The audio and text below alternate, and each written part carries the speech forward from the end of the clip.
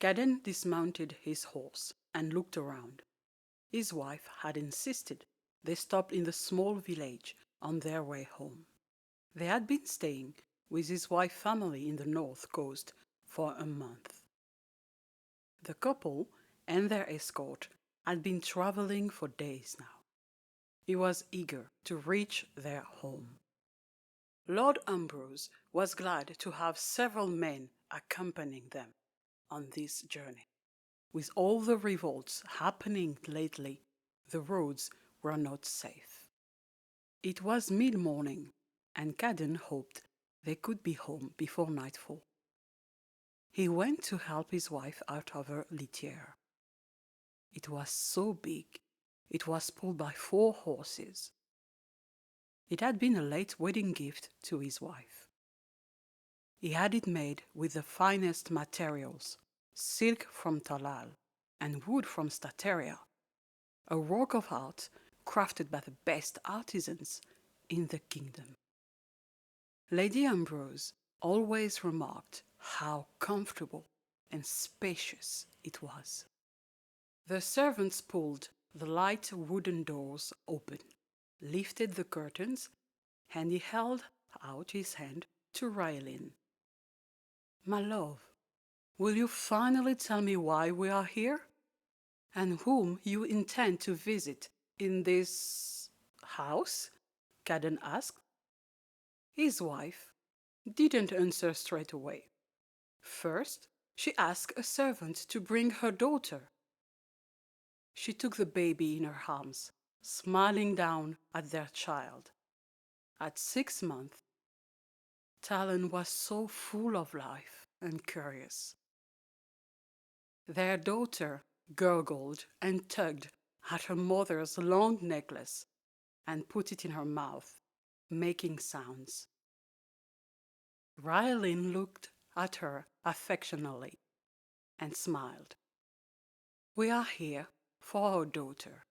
There is a woman in this house who can look into her future," she answered at last. "You know how I hate oracles, my dear. They never answer straightforwardly. Do you remember what happened to King Stephen of Merin when he wanted to cross the river to attack King Argiron of Praxis and his men?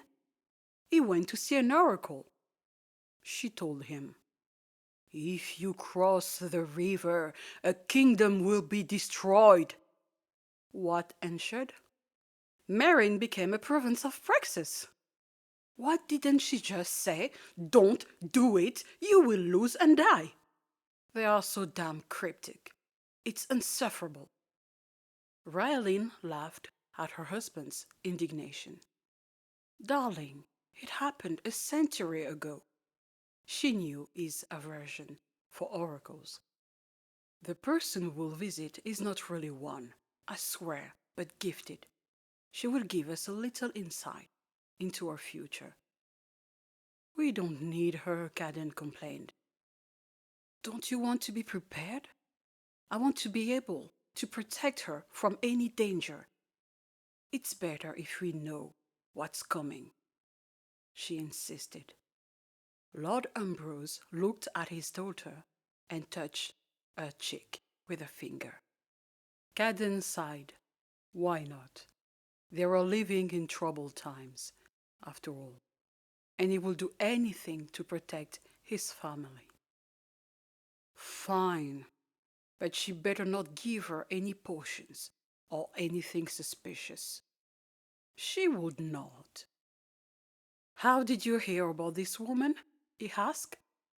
"Mother, it figures."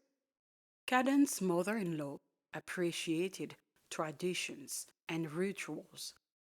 She had pestered them during their visit to present their child to someone with second sight. They had had their daughter blessed by the priests in the name of the gods. For Lord Ambrose that was enough. It was an old tradition to have someone look at the child's future. Caden and Raelin had hoped for a child for so long. He didn't care if their child turned to be lazy or a spendthrift. he would love and guide her no matter what. He understood every day, looking at his daughter's face, what unconditional love meant. Caden put his arm around his wife and they headed towards the house. He knocked on the door once, but nobody answered. He knocked a second time. The door finally opened with a creaking sound. A roundish woman wearing dark robes appeared. She looked at them and their escort. "We are here to see Meloa," Rylin told her. "You, 3, inside. Your lads, outside," the woman demanded. She was missing a few teeth. The remaining ones looked in bad shape. And she was a woman of few words.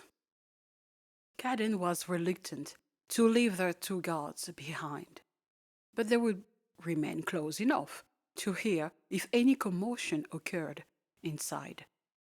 He nodded, asking his men to wait for them outside, ready to intervene. The couple entered and found themselves in a small and dark corridor.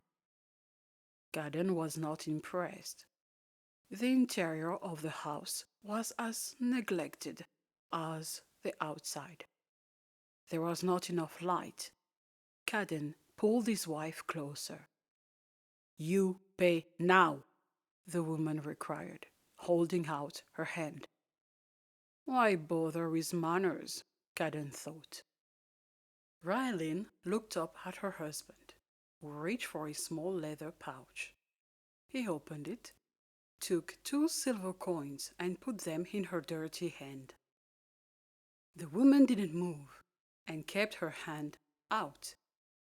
Caden looked at his wife, who gestured towards his pouch. The man sighed and gave her 2 more silver coins. She took one, bit it, and satisfied, pocketed it. "Go upstairs," she said before leaving. Caden hadn't even seen the small stairs near the door. He looked at them suspiciously. He took his daughter from his wife so she could climb the stairs easily without tripping on her clothing. They reached a 2nd story with only 1 big room. It smelled of herbs and all the windows were closed. Like the rest of the house, it was poorly lighted and sparsely decorated, as if the occupants had just moved in. A woman was sitting behind a round wooden table. She was shuffling cards at a great speed, with her short nails painted black. Caden looked at his wife in disbelief, and she shrugged. Rylin took her daughter back and moved forward, greeting the woman. "Good day, we are here for your daughter," the woman noted, putting her cards down, standing up. "Put her on the table." Caden eyed the table distrustfully, uncertain if he wanted his daughter to lay on that. He stopped his wife when she moved to do so. "Wait," he said. He took his cloak off, folded it, and put it on the table. He didn't want his daughter's covers to touch that table. One never knew what was on it before, and given that cleanliness was not apparently important for the people living in this house, he had to be careful. Rylin slowly laid the baby on the table. The little girl was looking up at the adults with her big brown eyes, her fingers in her mouth. She lifted her legs up to play with her feet. "Your child is adorable," the woman spoke. She took a necklace from around her neck. The pendant on the necklace was in the shape of a moon. She let it rock over the baby's body. The pendant moved slightly. Meloa shook her head. No, for you, it will be the sun, she told the cooing baby. She put the pendant back around her neck and took another one in the form of a sun. She swung it over the baby, and it moved rapidly. Thalen tried to grab it, but she moved it out of her reach, letting it rock over her legs. She is a daughter of the sun, she remarked, smiling. What does that mean? Caden asked. She is solar. She will bring you joy, a happy child. She will love nature, forest, animals, she explained, still working the pendant. Caden glanced at his wife and smiled at that. Thalen, who was looking at it intently, gripped it between her white fingers. The woman slowly removed it from the baby's grasp. Oh, she will be impulsive, clever, and strong-minded, she continued, smiling down at the baby who was making sounds, sucking on her hand. I see passion, strength, beauty. She put the sun pendant back and took a third piece of jewelry, still around her neck. Let's go deeper, she offered. The pendant, this time, a mere white pearl. She made it move up and down over the baby, and she closed her eyes. When she opened them, her eyes were white.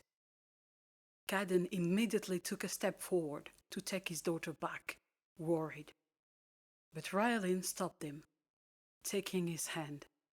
Wait, she's seeing something. Caden looked at Meloa. She had her eyes closed, her head thrown back. She started talking. I see a man from the north, a black wolf. He will take her away from you. Wait. In the dark forest, the trees are talking. They are saying, He's coming. He's coming, the child of the moon and the sun. He will appear in a night of thunders and fire. The darkness is covering the sun. I see shadows and lights, power and weakness, desire and pain, love and lust, birth and death, entangled, dancing at the rhythm of the drums of life. Your daughter stands tall, walking in a long marble corridor, barely avoiding the call of death. The trees are watching over her. She puts her hands on her head, moaning as if she was suffering from a terrible headache. Caden stood paralyzed. He didn't understand everything she was saying or what it meant, but he was frightened. A man would take their daughter away from them. That would not happen. He would protect her with his life. The woman opened her eyes. That's it. You may leave. Rylin took their daughter, thanked the woman, and headed towards the door. Like him, she seemed a little bit shaken by what she had heard. He wanted to leave when the woman prevented him from doing so. Lord Ambrose, they are looking for her. They will come for her, she revealed. She looked at him intently. You know, nothing remains hidden for long when it involves kings and gods. Lord Ambrose didn't answer, and he followed his wife out of the house. Meloa, remaining alone, rubbed her painful eyes and went to the windows, pulled the curtains, and watched the Ambroses leave with their escort. Damn it! What is it? The woman behind her asked. Meloa went to the table, grabbed a piece of paper and a quill, and started writing furiously. When she was done, She handed it to her servant. We are leaving tonight. Pack and go north. Find the elder, give him that. He would know what to do. What about you? She kissed her forehead. I need to find answers. The woman looked around the room and sighed. We just got here. What do we do with the house? Burn it to the ground, erase it and us. You want people to believe we died in the fire? Yes, she answered, as she started putting what she would need in a bag. That baby? Meloa nodded.